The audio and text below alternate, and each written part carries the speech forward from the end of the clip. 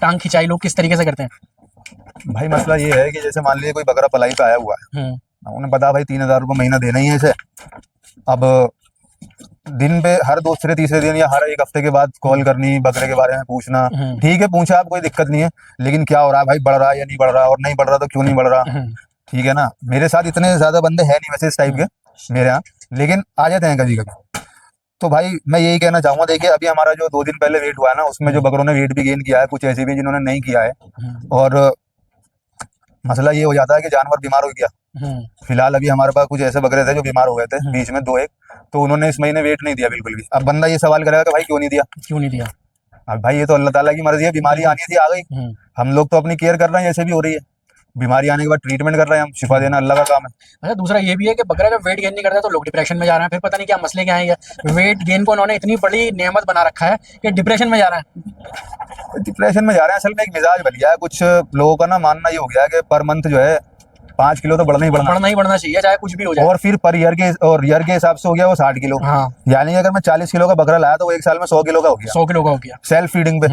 भाई इम्पॉसिबल है, इम्पॉसिबल है। और दिल्ली में खास तौर से ही है। दिल्ली की ही बता रहा हूँ मैं आपको, मैंने अपने पर्सनल दोस्तों को और जो अच्छे लेवल पे शौक करते हैं सबको देखा है, पूरे साल के बकरों के एवरेज निकाले हैं उनके। कई बकरे मेरे यहाँ से जा चुके थे इधर उधर, उनके भी एवरेज निकाले मैंने पर ईयर के, 3-3.5 किलो एवरेज आई है पर मंथ की। पर मंथ की। बिल्कुल, हम मंथली जो है ना कैलकुलेट करते हैं, हम एनुअल कैलकुलेट नहीं करते उसको। ये दिक्कत है, आप पर ईयर का कैलकुलेट करके ना उसका फिर एवरेज निकालें, तो वो वहीं आना है। क्योंकि भाई दुख, बीमारी, मौसम, ये सब तो लगा हुआ है ना जानवर के साथ।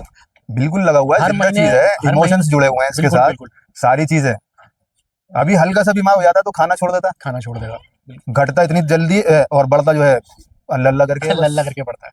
बिल्कुल सही बात है। तो जो भी लोग वीडियोस देख रहे हैं ना, तो मतलब बहुत ज्यादा फोकस ना करें वेट गेन पे। वेट गेन होगा लेकिन उसमें भी अल्लाह की हिकमत है साथ में, हमारी मर्जी से तो कुछ नहीं होगा। तो अच्छा, दूसरी चीज वही इसी से रिलेटेड बता रहा था मैं आपको। आदमी ना खुद पाल लेगा, तो मैंने भी बताया था खुद पालने में कितना खर्चा आता, कैलकुलेशन ही नहीं करता। और दूसरी चीज जो मैंने बताई थी, दिल बड़ा होना चाहिए आदमी का, जो दिल कर रहा है वो खिलाओ, जो जानवर खा रहा है वो खिलाओ। ये नहीं कि जी मंडी चलेगा वहां से सब्जी उठा के लिया, पत्ते उठा के लिया है वो डाल दिए, या क्या नाम है एक ही चारे पे राशन का गेहूं लिया है वही चल रहा है तो चल रहा है, और सप्लीमेंट दे रहे हैं नहीं दे रहे हैं कोई मसला नहीं है। तो उसमें यह है कि जब आदमी खुद पालता है ना, जब नहीं देखेगा वो कि बढ़ रहा है नहीं बढ़ रहा है, वो नहीं भी बढ़ रहा होगा तो उसे अच्छा लग रहा होगा, समझ रहे हैं। लेकिन अगर वही पैसे सामने वाले को दे रहे हैं ना, तो उस पर एक तो डिस्काउंट मांगा जाएगा सबसे पहले कि जी डिस्काउंट दो कुछ। अब डिस्काउंट कहाँ से दे? तो हारिस भाई अभी आप ये लगा लो कि जो भी इस वक्त आ रहा है ना, सब लग रहा है। कोई अगर बंदा ये सोच रहा हो कि भाई फहद भाई ने तो अपना सेटअप डाल रखा और इतने बकरे पलाई पे हैं और कैलकुलेशन करके उन्होंने 3,000 रुपए के हिसाब से निकाल लिया। फहद भाई ने तो हिसाब लगाया नहीं, लेकिन दूसरा बंदा हिसाब लगा के बता रहा है कितनी कमाई कर, तो वो हिसाब लगा लेते हैं। तो भाई कुछ भी नहीं बचता, सब हम इन पे ही लगाते हैं अल्हम्दुलिल्लाह। और ये हम शौक कर रहे हैं, हमें इस बात का गम नहीं है कि हमें कुछ नहीं बच रहा, मेहनत कर रहे हैं, शौक हमारा पूरा हो रहा है। ठीक है भाई।